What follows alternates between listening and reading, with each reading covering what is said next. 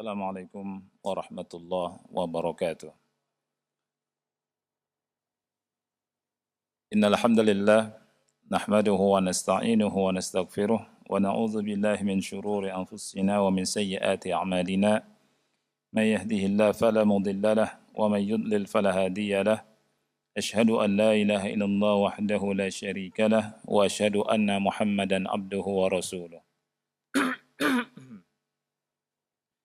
يا أيها الذين آمنوا اتقوا الله حق تقاته ولا تموتن إلا وأنتم مسلمون يا أيها الناس اتقوا ربكم الذي خلقكم من نفس واحدة وخلق منها زوجها وبث منهما رجالا كثيرا ونساء واتقوا الله الذي تساءلون به والأرحام إن الله كان عليكم رقيبا يا أيها الذين آمنوا اتقوا الله وقولوا قولا سديدا يصلح لكم أعمالكم ويغفر لكم ذنوبكم ومن يطع الله ورسوله فقد فاز فوزا عظيما أما بعد فإن أصدق الحديث كتاب الله وخير الهدي هدي محمد صلى الله عليه وعلى آله وسلم وشر الأمور محدثاتها فإن كل محدثة بدعة وكل بدعة ضلالة وكل ضلالة في النار. Ahibati fillah, ikhwani wa akhwati fillah, rahimani wa rahimakumullah. Rasul kita sallallahu alaihi wasallam bersabda, khairukum man ta'allama al-Qur'ana wa 'allamahu. Hadis riwayat Bukhari. Sebaik-baik kalian adalah orang yang belajar Al-Quran dan mengajarkannya. Di antara kita ada orang yang terbaik. Dan orang yang terbaik menurut Rasul kita sallallahu alaihi wasallam adalah orang yang belajar Al-Quran dan mengajarkan Al-Quran. Belajar dan mengajar. Belajar dan mengajar Al-Quran masuk di dalamnya belajar dan mengajar tentang isi Al-Quran. Tentang makna Al-Quran. Kandungan Al-Quranul Karim. Dan semoga Allah Subhanahu wa taala memberikan taufik kepada kita semua untuk bisa masuk dalam apa yang disabdakan oleh Rasul kita sallallahu alaihi wasallam. Ikhwah yang Allah muliakan, kita masih berbicara tentang fawaid atau faedah-faedah dari kisah Luqman Al-Hakim yang Allah Subhanahu wa taala firmankan dalam Al-Qur'an. Dalam surat khusus namanya surat Luqman. Ya. Pada pertemuan yang lalu kita membahas 3 faedah. Faedah yang pertama tentang hikmah. Bahwa hikmah adalah karunia Allah yang Allah berikan kepada siapa yang Allah kehendaki. Dan Allah berfirman, "Wa may yu'tal hikmata faqad utiya khairan katsira." Barang siapa yang diberikan hikmah, maka sesungguhnya dia telah dianugerahi kebaikan yang banyak. Yang kedua, faedah yang kita bisa ambil adalah la ta'ata li makhluqin fi ma'siyatil khaliq. Tidak ada ketaatan bagi makhluk dalam memaksiati Allah Subhanahu wa taala. Kemudian faedah yang ketiga adalah diambil dari surat Luqman ayat ke-15, yakni wattaqu yawman turja'una fihi ila Allah. Ini faedah wattaqu yawman turja'una fihi ila Allah. Hendaknya kalian semua, kita semua takut akan sebuah hari yang kita semua akan kembali kepada Allah Subhanahu wa taala. Kita hidup di dunia sementara dan kita semua akan merasakan yang namanya kematian. Kita pasti meninggal. Dan setelah meninggal kita akan dibangkitkan kembali kemudian berdiri di hadapan Allah Subhanahu wa taala untuk mempertanggungjawabkan seluruh amalan yang kita lakukan di atas muka bumi ini. Ikhwah yang Allah muliakan, faedah yang keempat yang akan kita bahas dalam pertemuan ini adalah alal abai an yattaqullaha fi abnaihim. Wajib bagi ayah atau orang tua bertakwa kepada Allah dalam urusan anak-anak mereka. Sekali lagi, kewajiban orang tua untuk bertakwa kepada Allah dalam urusan anak-anaknya. Dan ini diambil dari wasiat-wasiat Luqman Al-Hakim, di mana Luqman Al-Hakim memberikan beberapa wasiat kepada putranya yang Allah Subhanahu wa taala sebutkan dalam surat Luqman. Ya. Ini menunjukkan perhatian Luqman kepada putranya. Kita hendaknya mencontoh kepada Luqman Al-Hakim dan kita pun mengajarkan kebaikan kepada anak-anak kita. Memberikan wasiat yang baik kepada anak-anak kita. Dan bagi yang Allah Subhanahu wa taala anugerahi anak, maka hendaknya dia tahu bahwa dia akan dimintai pertanggungjawaban kelak di hadapan Allah Subhanahu wa taala. Apa yang diajarkan oleh dia kepada anaknya? Apakah diajarkan berbuat maksiat atau berbuat ketaatan? Apakah diajarkan sholat atau diajarkan suruh nyanyi, menari? Apakah diajarkan baca Quran atau nyanyi? Apakah diajarkan sedekah atau mencuri? Apakah diajarkan adab yang tinggi atau menjadi anak yang durhaka, pemarah dan seterusnya? Ya. Rasul kita sallallahu alaihi wasallam bersabda dalam hadis yang sahih riwayat Bukhari dan Muslim, "Kullukum ra'in wa kullukum mas'ulun an ra'iyati." Setiap kalian adalah pemimpin dan setiap pemimpin akan diminta pertanggungjawabnya dari apa yang dipimpinnya. War-rajulu ra'in fi ahlihi wa huwa mas'ulun an ra'iyatihi. Seorang laki-laki dia adalah pemimpin bagi keluarganya dan dia akan dimintai pertanggungjawaban dari apa yang dia pimpinnya. Wal mar'atu ra'iyatun fi baiti zawjiha wa mas'ulatun an ra'iyatiha. Begitu juga perempuan, wanita, dia pemimpin di rumah tangganya setelah suaminya dan dia akan dimintai pertanggungjawaban dari apa yang dipimpinnya. Oleh karena itu perhatikan rumah kita. Jangan sampai masuk dalamnya maksiat. Allah Subhanahu wa taala berfirman, "Ya ayyuhalladzina amanu qu anfusakum wa ahlikum nara." Wahai orang-orang yang beriman, jagalah diri kalian dan keluarga kalian dari api neraka. Ikhwah yang Allah muliakan, perlu kita ketahui bahwa anak itu merupakan nikmatun azimah, nikmat yang besar. Nikmat yang besar.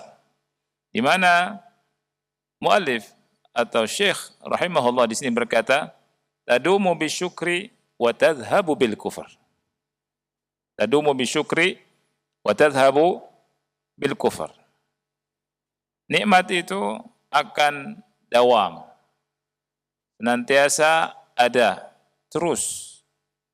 Ya. Akan menyertai hambanya.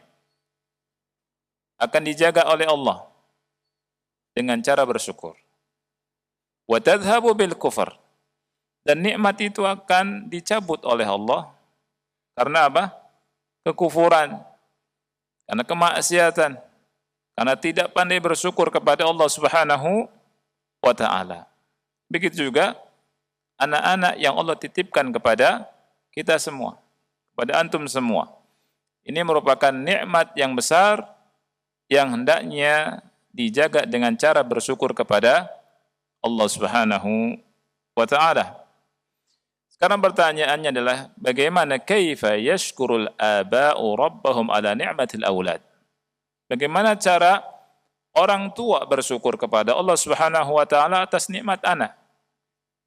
Al-jawabu bi an yu'addiyal aba'u haqqal abna'i 'alaihim. Jawabannya adalah dengan cara seorang tua atau orang-orang tua menunaikan hak-hak dari anak-anak mereka. Ya. Dan dalam kajian ini insyaallah kita akan membaca apa saja hak-hak anak kita. Ya. Ikhwan yang Allah muliakan, anak-anak yang Allah titipkan itu memiliki banyak hak yang wajib ditunaikan. Di sini dibagi menjadi dua. Hak-hak anak sebelum anak itu lahir dan hak-hak anak setelah anak itu ada atau lahir. Masalah yang pertama atau poin yang pertama, hak-hak anak sebelum anak itu dilahirkan, sebelum ada di muka bumi. Ada beberapa hak disebutkan di kitab ini, ada 3 hak. Yang pertama, yajibu 'ala ar-rajuli idza arada an yatazawwaja an yabhatha 'aniz zawjati as-salihati at-taqiyah. Wajib bagi seorang laki-laki apabila ingin menikah, zawaj, menikah, hendaknya dia mencari pasangan yang salihah, yang bertakwa. Ya. Yang nanti kelak akan menjadi ibu yang salihah untuk putra-putrinya. Dan wa 'alal mar'ati, begitu juga wajib bagi seorang wanita an takhtara ar-rajula as-salihal mu'min at-taqi. Hendaknya dia memilih seseorang yang saleh, al-mu'min, yang bertakwa. Jangan asal pilih. Ya, jangan asal pilih. Pilihnya kalau yang datang mercy dipilih. Padahal bejat. Tapi kalau mercy kill enggak mau. Padahal soleh. Ya. Jadi seorang wanita juga begitu, wajib memilih apa? Laki-laki yang soleh, al-mu'min, at-taqi. Liyakuna aban salihan li auladiha, supaya nanti kelak menjadi bapak yang soleh bagi putra-putrinya. Fal abus salihu yu'athiru fi tarbiyatil aulad, karena seorang ayah yang soleh berpengaruh dalam pendidikan putra-putrinya.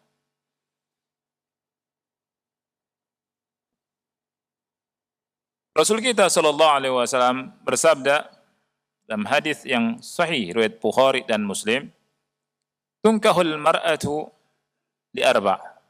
Tunkahul mar'atu li arba'. Wanita dinikahi karena 4 alasan. Li arba'. 4 alasan, ya. Yang pertama, lima liha, karena apa? Hartanya. Yang kedua, wali hasabiha, karena keturunannya. Yang ketiga, wajamaliha, karena kecantikannya. Dan yang keempat apa? Walidiniha, karena agamanya. Fadfar fi dzatid din taribat yadak. Pilihlah yang punya agama. Ini saya beruntung, engkau beruntung. Artinya kalau enggak, merugi. Ya. Tapi caranya bagaimana, akhi? Ada caranya.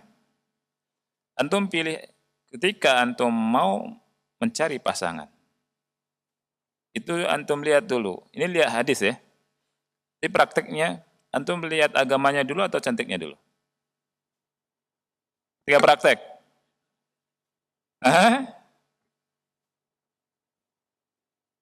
Keduanya. Kata Imam Ahmad dan ulama yang lain, lihat cantiknya dulu. Ini prakteknya. baru lihat agamanya. Setelah itu antum mau tolak atau tidak karena agamanya. Ketika lihat cantik, oh cantik, lihat agamanya. Jelek, antum tolak. Antum gak lanjutkan, karena agamanya jelek. Paham ya? Kalau lihat agamanya, wah agamanya bagus nih. Kemudian lihat cantiknya, wah jelek nih. Ya, wah jelek. Ini nolak. Nolak nerimanya karena apa berarti? Karena jeleknya. Karena cantik atau jeleknya. Nah itu. Ini kata ulama ya. Tetapi perlu diketahui bahwa cantik yang dimaksud kata Syekh Muhammad Umar Bazmul dan ulama yang lainnya, cantik yang buat kita senang untuk menikahinya. Bukan yang mufrid, yang berlebihan, yang apa ya? Yang berlebihan. Sehingga pas nikah sama yang cantik berlebihan ini, antum susah berjihad, susah sholat, susah thalabul ilmi, susah kerja, mikirin dia terus. Keluar rumah, masuk lagi. Ya. Ini sengsara apa nikmat ini? Ini sengsara, akhi. Ya tidak? Luar musafar, istri saya lagi ngapain nih? Jangan-jangan. Wah ini bukan nikmat ini. Nikah membawa sengsara. Jadi kalau misalkan antum nazar, kemudian cocok, kan Rasul bilang, lihatlah kepada sesuatu yang mengundang antum untuk menikahinya. Ya kan? Cukup. Itu. Jadi jangan bayangkan yang cantik berlebihan. Ya. Itu 1.100.000 mungkin. Jadi ini yang harus diperhatikan. Mencari istri, mencari pasangan apanya? Karena agamanya. Menerima dan menolak didasari dengan dasar agama. Ya, didasari dengan dasar agama. Taribat yadak. Niscaya engkau beruntung. Nah, itu. Cari yang baik-baik. Makanya Allah Subhanahu wa taala berfirman di surat An-Nur 26, "Wat-thayyibatu lit-thayyibin, wat-thayyibuna lit-thayyibat." Ya, wanita yang baik-baik untuk laki-laki yang baik. Wanita yang buruk-buruk untuk laki-laki yang buruk atau laki-laki yang salah. Laki-laki yang baik-baik untuk wanita-wanita yang baik-baik. Jadi yang baik itu untuk yang baik. Yang jelek, yang keji, yang buruk untuk yang keji. Jadi pilihnya yang baik. Tidak mungkin yang baik, nyari yang enggak baik. Abadan. Ya. Al-khabithatu lil-khabithina wal-khabithuna lil-khabithat wat-tayyibatu lit-tayyibina wat-tayyibuna lit-tayyibat. Untuk melihat tafsir ayat yang mulia ini sangat luas sekali, Masya Allah. Tafsirnya sangat-sangat luas. Antum baca banyak tafsir, akan paham. Dan al-khabith dari kata khubth, at-tayyib dari kata at-tayyibat atau tayyibun dari kata tayyib, tayyib. Dalam semua keadaan. Ya, yang baik itu untuk yang baik, yang buruk untuk yang buruk. Makanya setan baik atau buruk? Setan buruk. Tempatnya di mana? Tempatnya di WC, di toilet. Makanya kalau kita mau masuk toilet kita baca Allahumma inni a'udzubika minal khubuthi wal khaba'ith. Kita baca bismillah. Karena tempatnya syaitan. Makanya enggak benar kalau WC jadi kayak tempat tidur. Kemudian duduk cari inspirasi di situ. Ya, la haula wal quwwata illa billah. Ya. Kalau malaikat tempatnya di mana? Di masjid, di tempat-tempat majelis ilmu, thayyibin, yang bagus-bagus. Makanya bagi laki-laki, cari wanita yang baik-baik. Laki-laki yang baik, cari wanita yang baik-baik. Perempuan yang baik-baik, cari laki-laki yang baik-baik. Ini hak siapa? Hak anak kelak. Hak anak kelak. Nah, Rasul kita SAW bersabda dalam hadis yang sahih riwayat Muslim, "Ad-dunya mata' wa khairu mata'id dunya al-mar'atus salihah." Dunia itu perhiasan. sebaik-baik perhiasan dunia al-mar'atu as-salihah. Ya. Sebaik-baik perhiasan dunia itu wanita yang salihah. Sahih tidak? Sahih, akhi. Dunia enggak ada artinya itu. Kalau antum memiliki wanita salihah yang mau berjalan bersama, mengingat Allah, beribadah, mengingatkan antum kalau salah, mengingatkan niat, mengingatkan belajar, mengingatkan Masya Allah mendekatkan antum ke akhirat. Ini khairu mata'id dunya. Sebaik-baik perhiasan dunia. Ya. Ini kata Rasulullah sallallahu alaihi wasallam. Kemudian Rasul kita sallallahu alaihi wasallam bersabda dalam hadis yang hasan riwayat Tirmizi, "Idza ataakum man tardawna khuluquhu wa dinahu fazawwijuh." Apabila datang kepada kalian orang yang kalian ridha akan akhlaknya dan agamanya, fazawwijuh, nikahkan dia. In la taf'alu takun fitnatun fil ardi wa fasadun arid. Kalau kalian tidak melakukannya, maka akan terjadi fitnah di muka bumi dan kerusakan yang besar. Kerusakan yang luas. Ya. Nah, ini hak yang pertama, hak anak sebelum anak itu lahir. Nah, terutama bagi yang belum menikah, mau cari pasangan, maka cari yang baik. Cari yang solehah. Yang solehahnya cari yang solih. Ya. Saat gimana dan nikah gimana nih? Ya. Didik istri dengan baik. Didik istri dengan apa? Dengan baik. Nah. Tanian yang kedua. Idza arada az-zawj an ya'tiya zawjatahu an yata'awwadh billahi minasyaitonir rajim. Hifadhan 'alal walad minasyaitan. Kalau sudah nikah, ya, walimahan. Akad walimahan. Ya. Bulan Syawal atau setelah Syawal? Sesiapnya antum saja ya. Ada istilah bulan Syawal, ya apa namanya? Ikan bawal diasinin, bulan Syawal dikawinin. Udah lewat ya. Istilah mereka bilang gini. Ikan cepat, ikan bagus. Lebih cepat, lebih bagus. Ya, makanya bagi yang mau nikah, cepat nikah. Lebih bagus. Ya. Nah, kemudian setelah nikah, setelah akad, ya, dia harus apa? Perhatikan, kalau mau menghubungi atau mau menggauli istri, jangan lupa akan doa. Ini hak anak. Rasul kita sallallahu alaihi wasallam bersabda, "Lau anna ahadahum idza arada ay ya'tiya ahlahu." Apabila salah satu di antara mereka jika ingin mendatangi istrinya, qala bismillah, Allahumma jannibna syaitan wa jannibish syaitana ma razaqtana, fa innahu in yuqaddar bainahuma waladun fi dzalika lam yadurruhu syaitanun abada. Apabila membaca doa tadi, ya, yakni doanya apa? Bismillah, Allahumma jannibna syaitan wa jannibish syaitana ma razaqtana. Apabila ditakdirkan punya walad, punya anak, maka setan tidak akan memudaratkannya abadan selamanya. Ini hak anak. Ya, jangan lupa. Kadang-kadang lupa orang ya. Yang ketiga,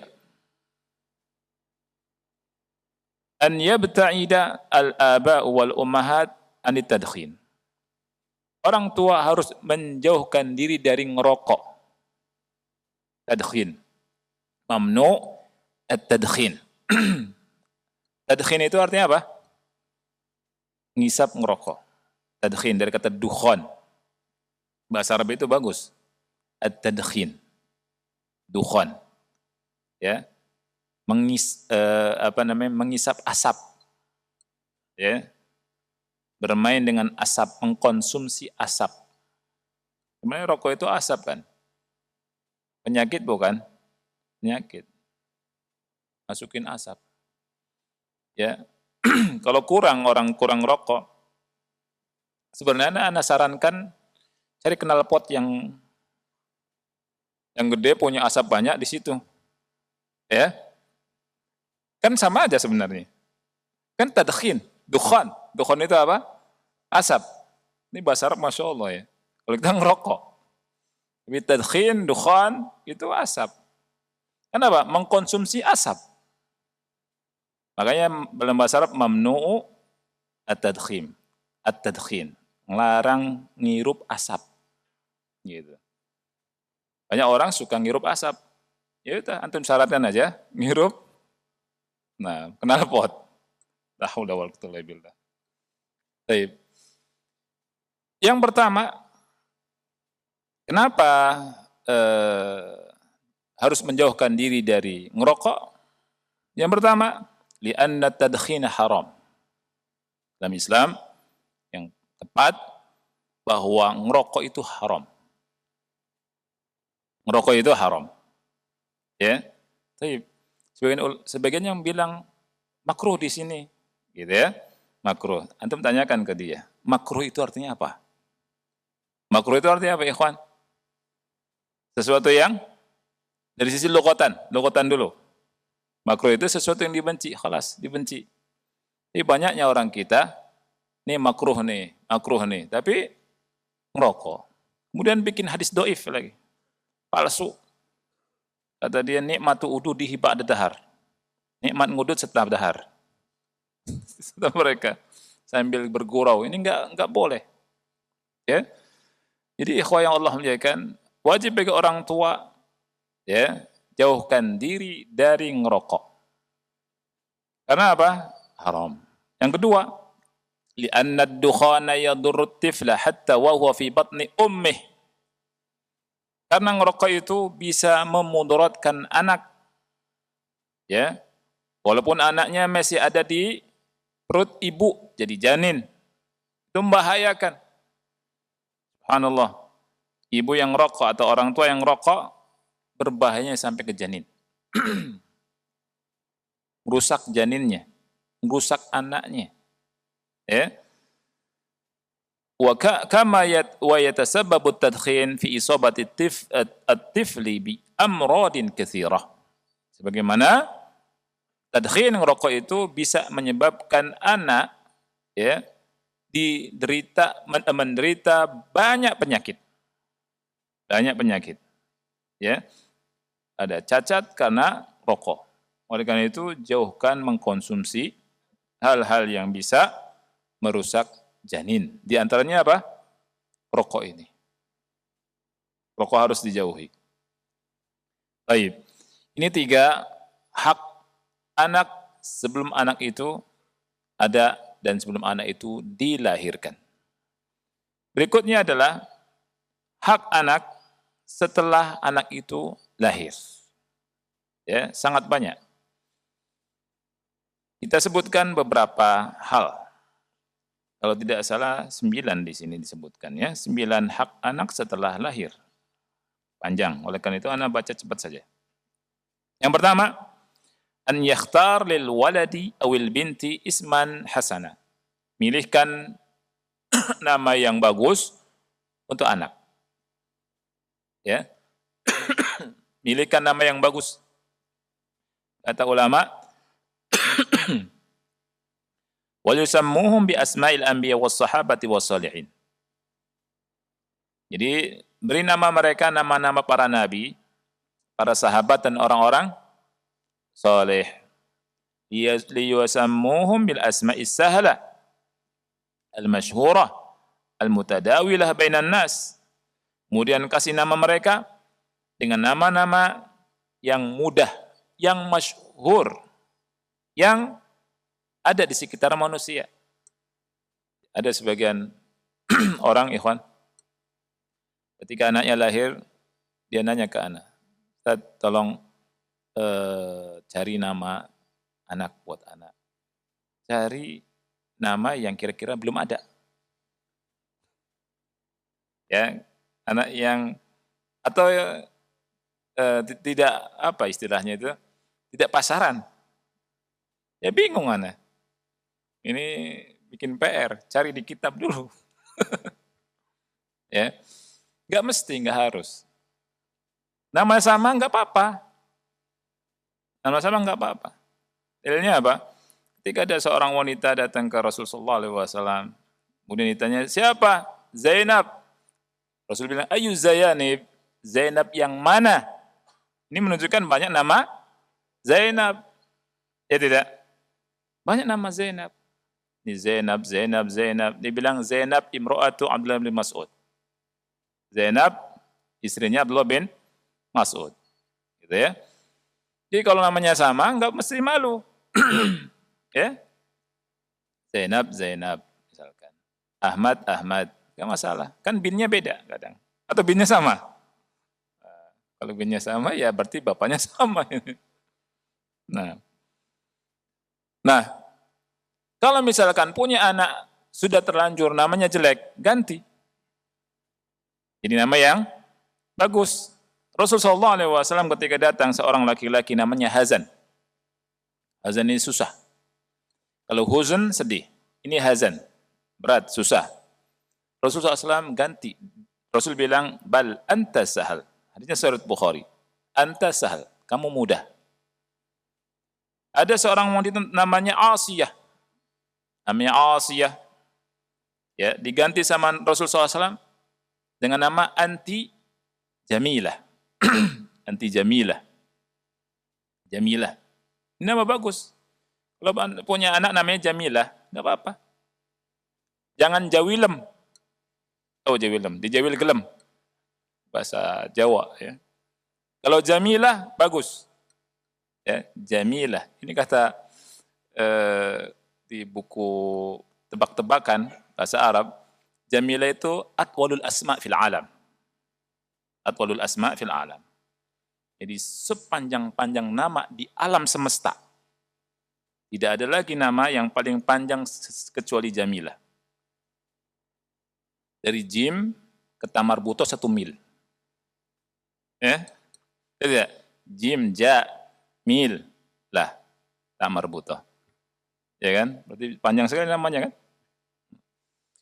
Baik. Jadi Rasulullah SAW memberikan nama yang baik kepada para sahabat Rasul kita SAW.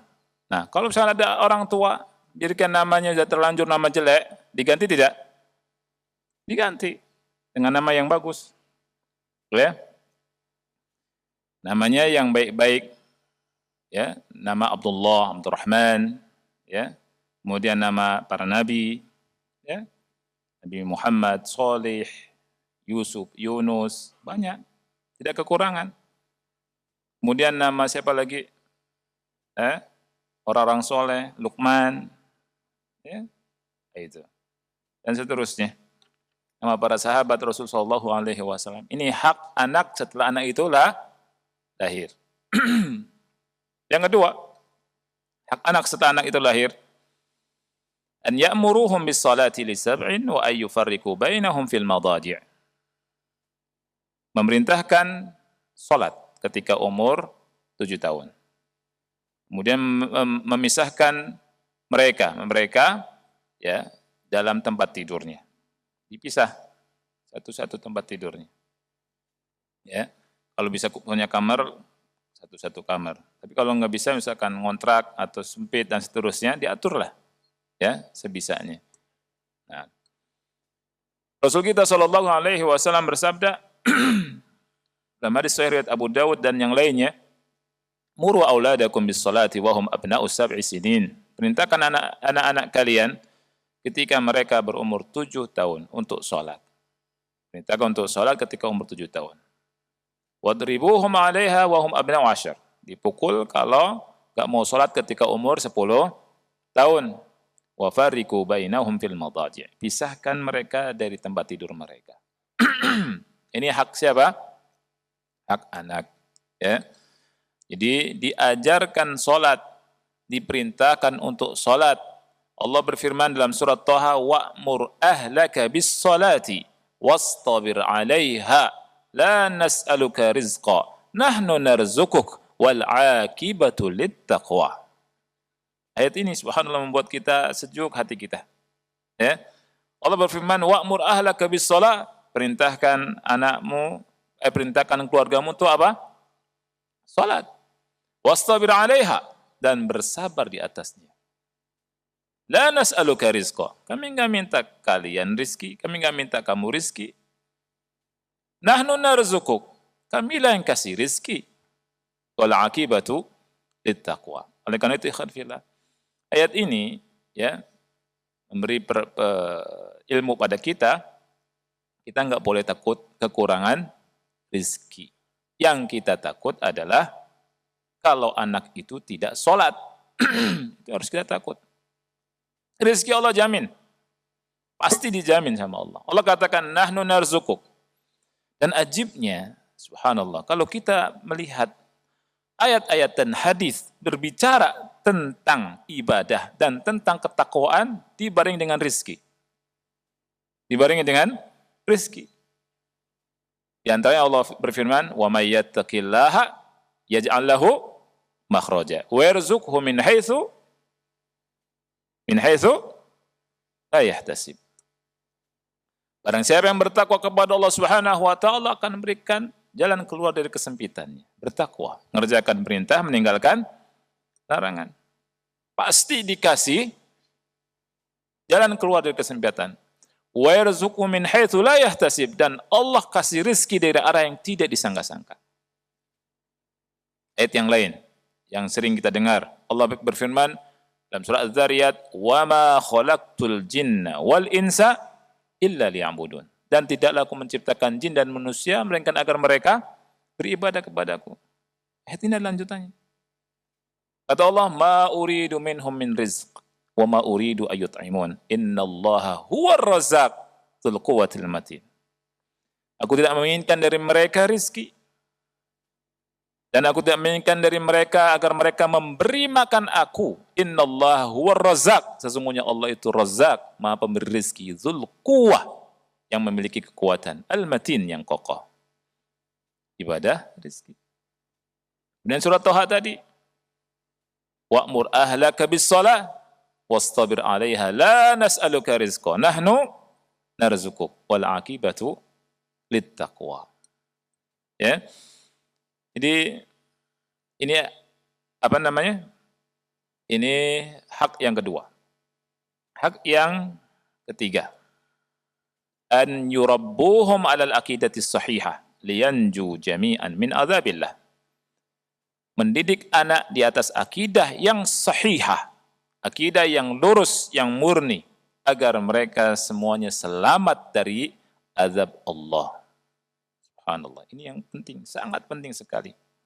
Mendidik anak kita di atas akidah yang lurus, akidah yang sahihah, akidah yang murni, safiyah, yang murni dari syawaib syirk wal bid'ah wal khurafat, yang murni dari racun kesyirikan, bid'ah dan khurafat. Sejak dini, sejak awal, Luqman Al-Hakim bilang ke anaknya, "Ya bunayya la tusyrik billah, inna syirka la zulmun azim." Ini akidah bukan? Akidah. Ya. Nah, pendidikan atau perhatian akan pendidikan anak,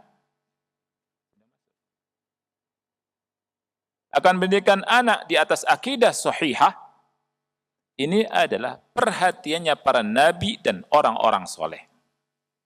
Para nabi dan orang-orang soleh sangat perhatian akan pendidikan akidah anak. Nabi Ibrahim alaihissalatu wassalam berdoa sama Allah dalam surat Shafat ayat 100, "Rabbi habli minas salihin."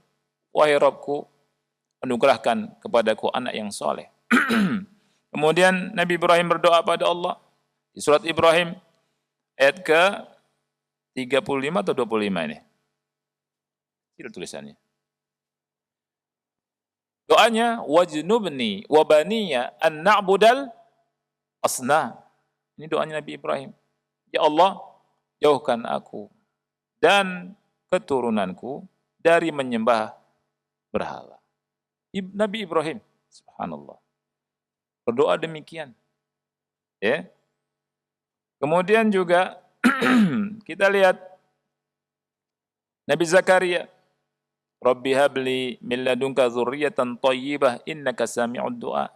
Berdoa untuk Allah berikan zuriyah yang thayyibah.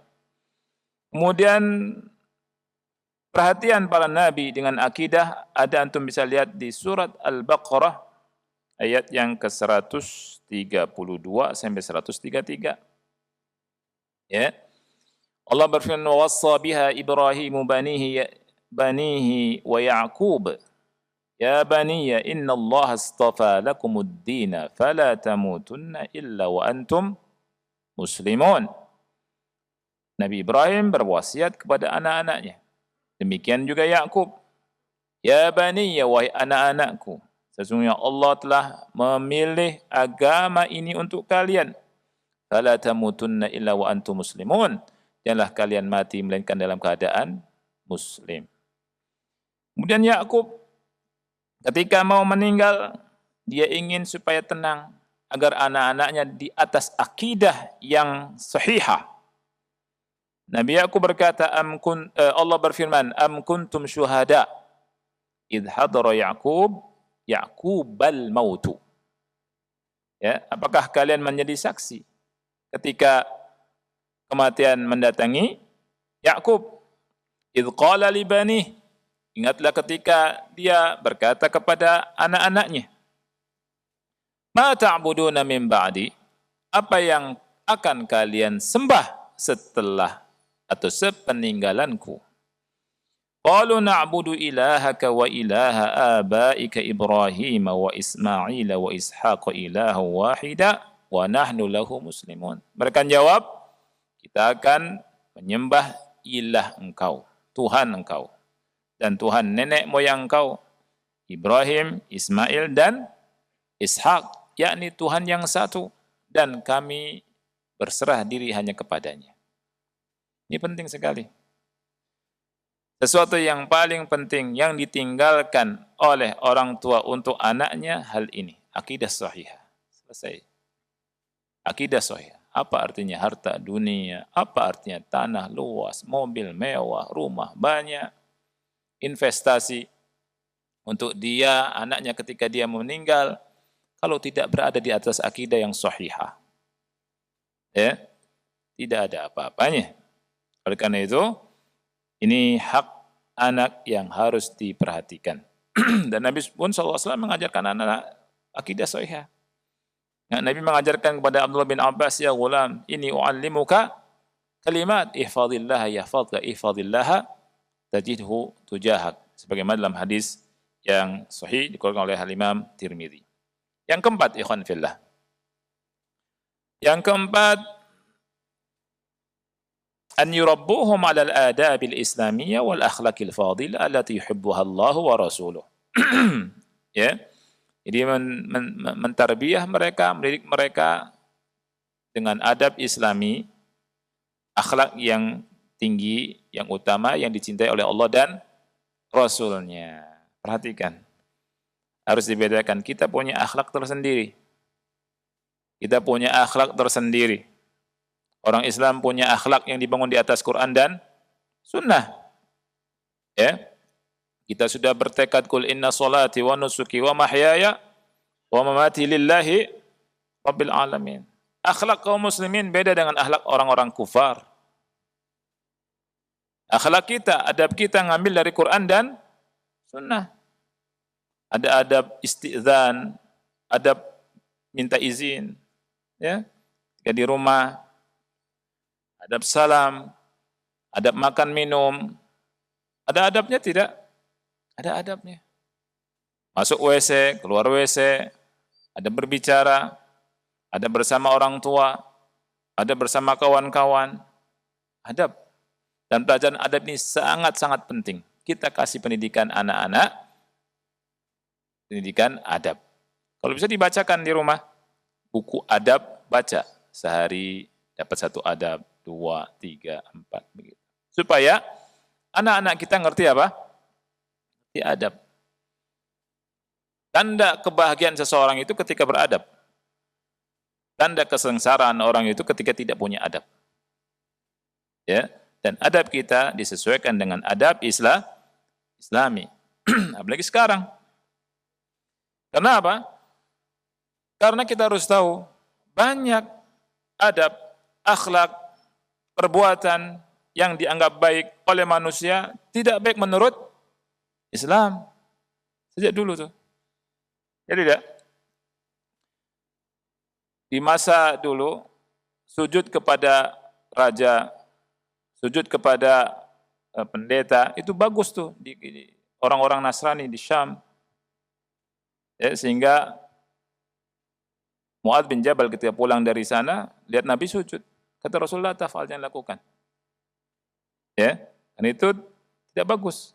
Kalau aku perintahkan seorang sujud kepada selain Allah, aku perintahkan istri sujud ke suami. Orang sekarang memandang salaman laki-laki perempuan itu bagus, ya, itu baik, itu adab, itu biasa, itu keren, itu luar biasa. Apalagi kalau ustadz salaman sama perempuan, tambah keren lagi, ya, nggak milih-milih tuh ustadz, masya Allah akhlaknya bagus, kata mereka gitu. Kita cocokkan dengan Quran dan Sunnah. Rasul tidak pernah bersalaman dengan wanita. Ya. Zaman sekarang kalau ipar sama iparnya, kalau suami sama ipar wanita dan seterusnya nganter-nganter, masya Allah bagus. Ya. Itu sebenarnya kalau kita lihat Rasul bilang apa? Alhamu maut. Zaman sekarang orang bilang kalau ada tamu yang nyuguhin makanan adalah perempuan, istri atau anak-anak perempuan dan seterusnya. Itu akhlak yang top. Mana istri nggak dikeluarkan, disimpan aja, gitu ya. Orang bilang sekarang. Tapi menurut akhlak Islam apa? Nggak bisa ngelihat. Jangan. Yang nyuguhin siapa? Antum nyuguhin. Ya tidak. Jadi hal-hal yang dianggap baik di masyarakat, ya, itu kita lihat cocok nggak dengan Quran dan Sunnah Rasul kita Sallallahu Alaihi Wasallam. Nah itu. Jadi adab, akhlak dan seterusnya yang utama itu kita lihatnya dari Quran dan Sunnah. Rasul dikatakan oleh Allah Subhanahu Wa Taala, innaka la'ala khuluqin azim. Sesungguhnya engkau wahai Muhammad sungguh berada di atas akhlak yang azim, yang agung. Ya, yang mana Rasul SAW diutus untuk menyempurnakan akhlak. Ada akhlak yang baik di masa jahiliyah, ya, yang baik-baik diambil, yang buruk-buruk tidak diambil di masa jahiliyah. Dan Rasul menyempurnakan, innama bu'itsu liutammima makarimal akhlak. Sesungguhnya aku diutus untuk menyempurnakan akhlak. Dan akhlak yang jelek dimansuh, dihapus, tidak dipakai. Dan seperti sekarang, ini kan adat istiadat, ya, bagus dan seterusnya. Kita umat Islam. Umat Islam kembali kepada aturan Allah dan Rasulnya Sallallahu Alaihi Wasallam. Nah, di yang keempat kita ya, insyaallah masih, ya. Masih beberapa faedah lagi atau hak yang belum kita bahas. Anda sudah dengar azan. Insyaallah kita lanjutkan pada pertemuan berikutnya. Mungkin ini saja yang bisa kita bahas, ya. Wassallallahu ala nabiyina Muhammad wa ala alihi wa sahbihi wa barak. Wassalamualaikum warahmatullahi wabarakatuh.